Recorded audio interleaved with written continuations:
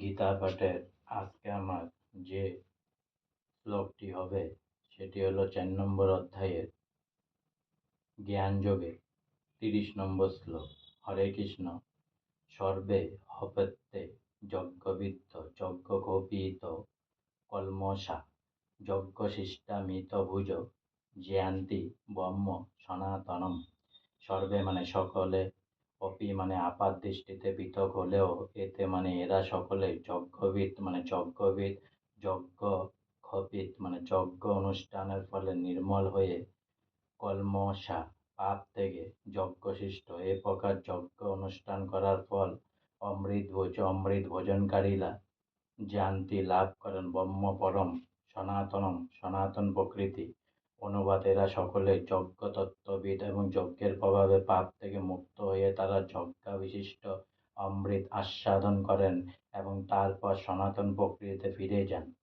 যজ্ঞাদি সম্পর্কিত পূর্বোক্ত বর্ণনায় জানতে পারা যায় যে দ্রব্যময় যজ্ঞ, তমময় যজ্ঞ, যাগযজ্ঞ, শ্রদ্ধাযজ্ঞ আদি অনুষ্ঠানের সাধারণ উদ্দেশ্য হচ্ছে ইন্দ্রিয় সংযম করা। ইন্দ্রিয় সুখ ভোগের বাসনাই হচ্ছে ভবরোগের মূল কারণ। তাই ইন্দ্রিয় সুখের ভোগ বাসনা পরিত্যাগ না পারলে সচ্চিদানন্দময় জীবনের স্তরে উত্তীর্ণ হওয়া সম্ভব নয়। এ স্তর হচ্ছে শাশ্বত ব্রহ্ম পরিবেশ। পূর্বোক্ত সব কয়টি যজ্ঞ পাপ পুণ্য জীবনের কুলস থেকে মানুষকে মুক্ত করতে সাহায্য করে। এই আত্মোন্নতির দ্বারা কেবল এ জীবনের সুখ বৈভবের প্রাপ্তি হয় তাই নয়, তাছাড়া এ জীবনের শেষে নির্বিশেষ ব্রহ্মৈক্য লাভ অথবা ভগবদ্ধামে ভগবান শ্রীকৃষ্ণের সান্নিধ্য লাভ হয়। আজকে আমার গীতা পাঠের 4 নম্বর অধ্যায়ের জ্ঞানযোগের 30 নম্বর শ্লোক এখানে সমাপ্ত হলো।